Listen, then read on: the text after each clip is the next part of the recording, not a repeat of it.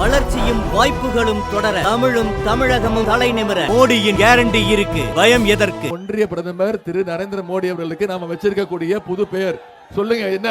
Mister 29 பைசா. இதாம்மா ஒன்றிய பிரதமருக்கு நாம தமிழ்நாட்டு மக்கள் இனிமே அவர் அப்படிதான் கூப்பிடணும். ஒன்றிய பிரதமர் திரு 29 பைசா தான் கூப்பிடணும். உதயநிதி ஸ்டாலின் என்ன சொல்றாரு? மோடியை 29 பைசான்னு சொல்லுவாராமா. கேட்டீங்களா? அப்ப நம்ம தொண்டர்கள் சொல்றாங்க, அப்ப உதயநிதி ஸ்டாலின் கஞ்சா உதயநிதி ஸ்டாலின் சொல்லிடலாமா? நீங்களே வந்த பிறகுதான் தமிழகத்துல கஞ்சா புழக்கமே அதிகமா இருக்கு. ஏன்னு காரணம் சொல்லிடுறேன். ஏன்னா நம்முடைய நிதி உரிமை பறிச்சுட்டாருமா. நம்ம ஜிஎஸ்டி வரி கட்டுறோம். நாம தமிழ்நாட்டில இருந்து ஒவ்வொருத்தரும் ₹1 ஜிஎஸ்டி வரி கட்டணும்னா நமக்கு திருப்பி எவ்வளவு தெரியுமா தராரு? வெறும் 29 பைசா. ஆனா மற்ற மாநிலங்களுக்கு, பாஜக ஆளுகின்ற மற்ற மாநிலங்களுக்கு வாரி வாரி கொடுக்கிறார். யார் பணத்தை?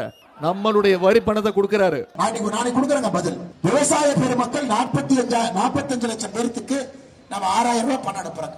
அது நேரடியா அவங்க வங்கி கணக்குக்கு வருது. ஸ்டாலின் ஐயா என்ன சொல்றாருன்னா, அது கணக்கு கிடையாது, நீங்க எங்களுக்கு பட்ஜெட்டுக்கு பணம் கொடுத்தா தான் நான் கணக்கு எடுத்துக்குவோம். நாம என்ன முட்டாளுங்களா? நேரா பணத்தை கொண்டு இவன்ட்ட கொடுத்து இவன் கொள்ளடிக்கிறது.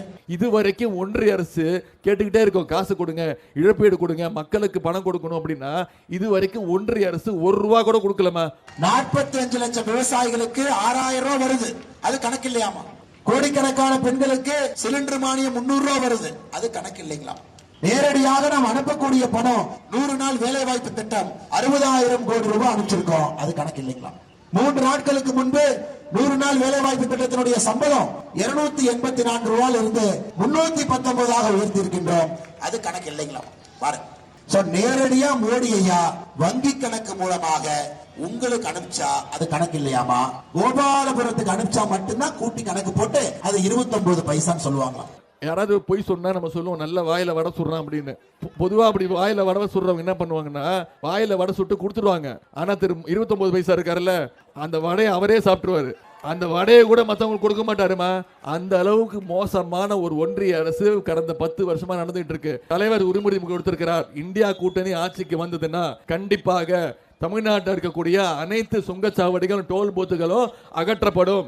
இனிமே தேசிய நெடுஞ்சாலையில பயணம் பண்ணணும்னா நாம ஒன்றிய அரசுக்கு காசு கொடுக்க தேவையில்லை. அவங்க கிட்ட பிரதம மந்திரி வேட்பாளரே இல்லை, பிரதம மந்திரி வேட்பாளரே இல்லை. பிரதம மந்திரி வேட்பாளர் இல்ல, அவங்க நாட்டை எப்படி ஒப்படைப்பீங்க? எல்லாம் உட்கார்ந்து ஒரு ஆட்டை அறுக்கிற மாதிரி அறுத்துக்குவாங்களா? இந்த மாநிலத்தை நீ வச்சுக்க, இந்த துறையை நீ வச்சுக்க, இவ்வளவு பணத்தை நீ கொள்ளையடிச்சுக்க. அது 2004 இருந்து 14 வரை இதுதாங்க ஐயா நடந்தது.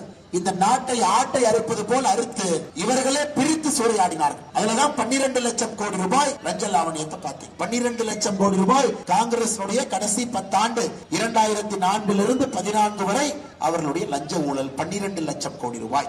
நான் உங்ககிட்ட கேட்டுக்கொள்வதெல்லாம் ஒண்ணுதான். நீங்க இங்க வந்திருக்கக்கூடிய அத்தனை பேரும் நிச்சயமா உதயசூரியன் சின்னத்துல வாக்களிக்க போறது உறுதி. நீங்க வாக்களிக்க போறது உறுதி தானே? நான் உங்ககிட்ட கேட்டுக்கொள்வதெல்லாம் ஒண்ணுதான்.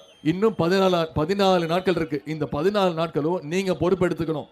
நீங்க பொறுப்பெடுத்துக்கிட்டு இந்த வாக்குக்கு நான் பொறுப்பு, இந்த குடும்பத்துடைய ஓட்டுக்கு நான் பொறுப்பு, இந்த 2 வீட்டுக்கு நான் பொறுப்பு, இந்த தெருவுக்கு நாங்க பொறுப்புன்னு சொல்லி பிரச்சாரத்தை மேற்கொண்டு ஒவ்வொரு வாக்காளரா சந்திச்சு ஏன் ஒன்றிய பாஜக பாசிச பாஜக அரசு விரட்டி அடிக்கணும்னு இந்த பிரச்சாரத்தை நீங்க செய்வீங்களா? நீங்கள் தெளிவாக இருக்க வேண்டும். இது இந்தியாவை யார் ஆள வேண்டும் என்பதற்கான அரசியல். நீங்கள் போடக்கூடிய ஒரு ஓட்டும் கூட பாரத பிரதமரை வலுப்படுத்தக்கூடிய வாக்காக இருக்க வேண்டும். வேற யாருக்கு நம்ம ஓட்டு போட்டா கூடங்க அதுல ₹1 நமக்கு பிரயோஜனம் கிடையாது. அதனால அன்பு சகோதர சகோதரிகளே, உங்களிடம் வைக்கக்கூடிய அன்பான வேண்டுகோள், நீங்க இந்த முறை ஏப்ரல் 19ஆம் தேதி எல்லோரும் தாமரை சின்னத்திற்கு வாக்களிக்கணும், அனைவரும். காரணம் ஐயா, அடுத்த தலைமுறைக்கான தேர்தல், அடுத்த தலைமுறைக்கான தேர்தல், குழந்தைகளுக்கான தேர்தல். வளர்ச்சியும் வாய்ப்புகளும் தொடர தமிழும் தமிழகமும் தலை நிமிர மோடியின் கேரண்டி இருக்கு, பயம் எதற்கு?